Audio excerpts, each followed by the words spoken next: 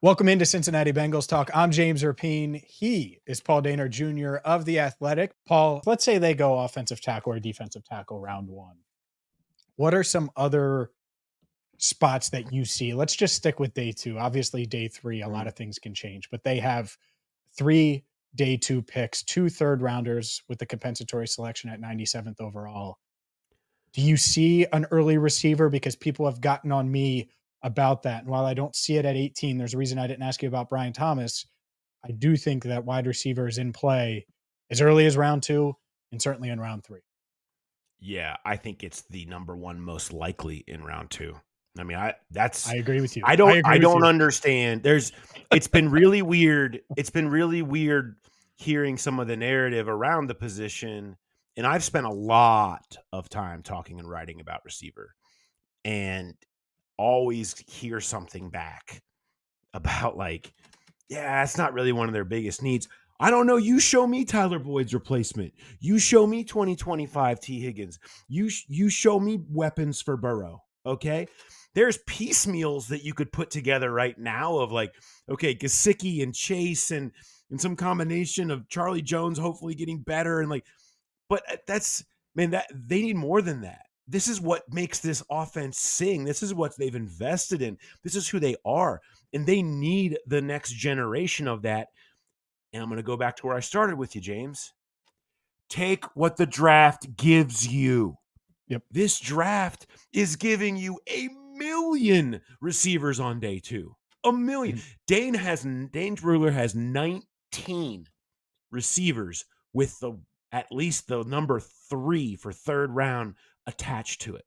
Okay. We've not seen, even in the era of great receiver drafts, this is probably the best that we've seen specifically with day 2, where the Bengals can get the exact type they're looking for, the exact style that they want, the personality, because there's so many options.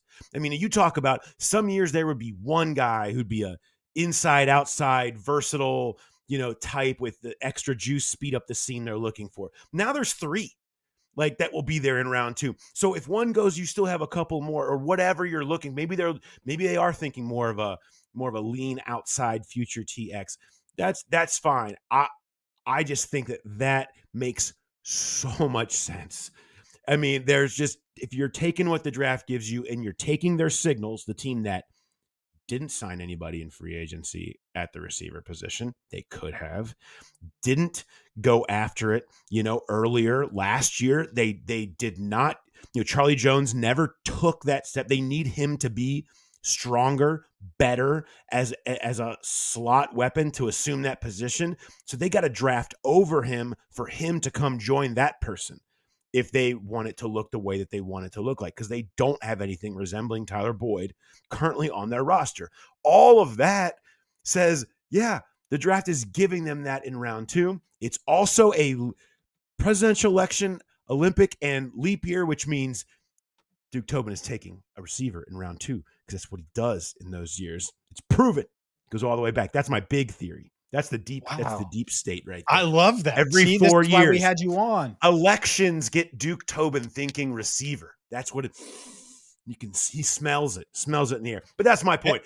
I have my thoughts on who that should be, but they can. I trust them. They're very good at drafting that position, specifically in the early rounds. I trust them to find what they think is the direction of the offense. That will be there is my point, and I think that's why it has to happen. Yeah, I think it's interesting because to me, everyone talks about how deep the receiver class is, and it is. Like, it's a deep tackle class, but they're going to go. These receivers are going to go too. And the Bengals, they want that inside-out flex. They don't want just the slot only. You can find the slot only on day 3. That's what's funny. A lot of people are like, oh, you could find that.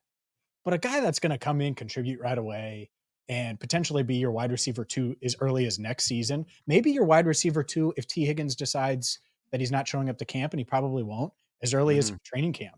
I mean, that's the other element here is we don't know when we'll see T, and then it's Trenton Irwin, Andre Yosavash, and Charlie Jones with no Tyler Boyd, so behind Jamar Chase. So I think it makes a ton of sense.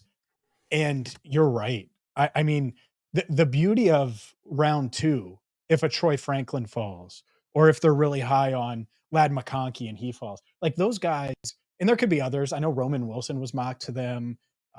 Xavier Legette, who knows, right? Jalen Polk, there's Ricky rumblings that he could Pearsall. be interested. Ricky Pearsall, who's older, but obviously great route runner, could produce in this offense. You could totally see the fit.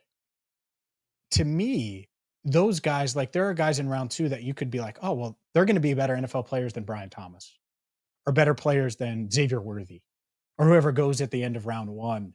And it would not shock me at all if the Bengals are sitting there at 49 and they look up and the 30th player on their board is a wide receiver and he's still available. Yeah. 100. You mentioned some of these names and I just don't know how many years in a row you have to see these mid-round receivers come in and not be in their second and third year and break out, but immediately break out. There's just, it's becoming, it's the new running back in so many ways is where we're at with this, because there's so many and there's so many different styles and the right fit happens and they just take off. Puka Nacua, Tank Dell. And we've seen this. And this has been going on for a while as we've gotten into this new era of the just tons of receivers of the last 4 years have really been like. You just have such a better chance of getting these guys in the middle rounds that they're there because they fit and they can be instant contributors for you.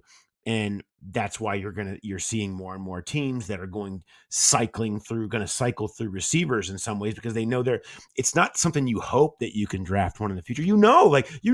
Next year, guess what? There's going to be another ton of them that you can come in that will be able to make an instant impact for you, because that's the way the league goes.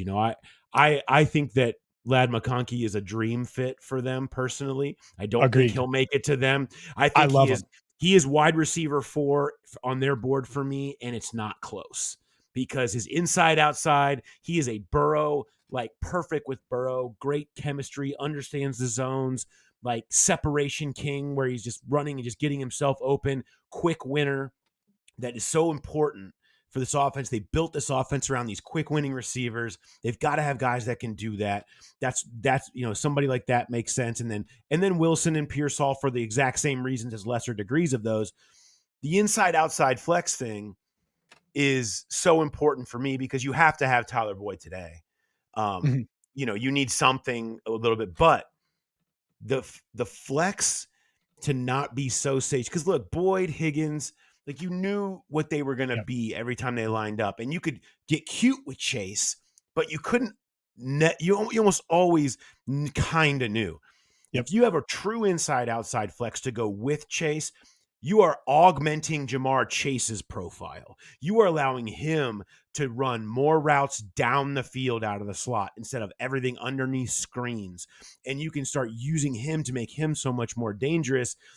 As long as you know that guy that you drafted can go outside and win on an outside route, and win on a little crosser or a slant or whatever. If you know that, then Chase is all of a sudden much more dangerous, much more harder to plan for, and it makes him better.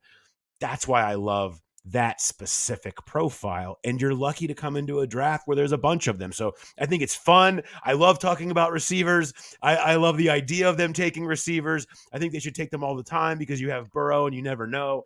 And so it's been a fun thing to research, but I think they're in a great spot for that. And I think it's hard to sit there when you're going to have what you're going to have available at 49 and say, oh, I'm going to wait till 80, because that's going to be a big drop off between 49 and 80, I think, at the receiver position in terms of what you're getting. You're giving up position versatility. I think if you do that, you're probably looking slot only there. He is Paul Dehner Jr. Make sure you check out The Growler right here on YouTube or wherever you get your podcasts. Also check out his work in The Athletic. Paul, I appreciate the time as always. I will I'm sure I'll be bothering you soon, and I'll be reading you in like 10 minutes, I'm sure, at The Athletic. Can't wait. Thanks, James. Our Bengals draft series with Paul Dehner Jr. is not 1, not 2. It is 3 parts, which means not only should you check out his new podcast, The Growler, but you should hit that subscribe button, ring the bell, and check out all 3 parts and subscribe so you get more Bengals draft coverage right here on Cincinnati Bengals Talk.